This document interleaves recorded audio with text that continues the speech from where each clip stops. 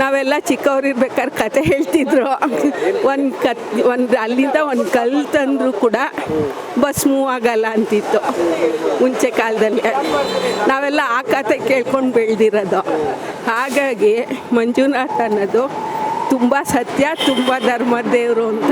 ನೀವು ಅವಾಗಿಂದ ನೋಡ್ಕೊ ಬಂದಿರಂಗೆ ಅಂದ್ರೆ ಮಂಜುನಾಥ ಅಂದ್ರೆ ಅಷ್ಟೇ ಪವರ್ಫುಲ್ ದೇವರು. ಹೌದು, ಪವಾಡಗಳಾಗಿದೆ, ಎಷ್ಟೋ ಜನ ಆಣೆ ಪ್ರಮಾಣ ಮಾಡ್ತಾರೆ. ಈಗ ಮಂಜುನಾಥ ದೇವರನ್ನೇ ಈಗ ಒಂದು ರೀತಿ ಒಂದು ತಪ್ಪಿತಸ್ಥರ ಸ್ಥಾನದಲ್ಲಿ ಬಿಂಬಿಸುವಂತ ಕೆಲಸ ಆಗ್ತಾ ಇದೆ. ಇಲ್ಲ, ಆ್ಯಕ್ಚುಲಾಗಿ ಮಂಜುನಾಥ ಅಂದು ಏನೇನೂ ಇಲ್ಲ ಅದರಲ್ಲಿ. ಊರವ್ರದ್ದು ಏನಾರು ಇರುತ್ತೆ ಅಷ್ಟೇ.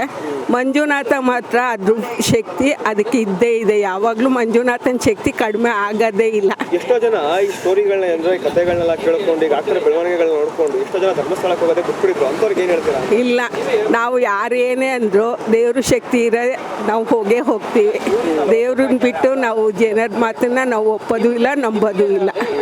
ಈಗ ಆಗ್ತಿರೋ ಬೆಳವಣಿಗೆಗಳ ಬಗ್ಗೆ ಏನು ಹೇಳ್ತೀರಮ್ಮ? ಯಾಕಂತಂದ್ರೆ ಸಾಕಷ್ಟು ಎಷ್ಟೋ ಹೆಣಗಳನ್ನು ತಾಕಿದ್ದಾರೆ, ಏನೇನೋ ಆಗಿದೆ ಅಂತೆಲ್ಲ ಹೇಳ್ತಾ ಇದ್ದಾರೆ. ಇವೆಲ್ಲ ಏನು? ಹೌದು, ಈ ಕೆಲವು ಸೌಜನ್ಯನ ಕೇಸು ಅದು ಇದು ಅಂತ ಇದೆ.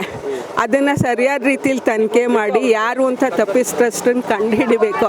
ಅದು ಬಿಟ್ಬಿಟ್ಟು ದೇವಸ್ಥಾನದ ಮೇಲೆ ಗೂಬೆ ಕೂರಿಸೋದು, ದೇವ್ರ ಮೇಲೆ ಗೂಬೆ ಕೂರಿಸೋದು, ಅದು ಯಾವುದೂ ಇಷ್ಟ ಆಗಲ್ಲ.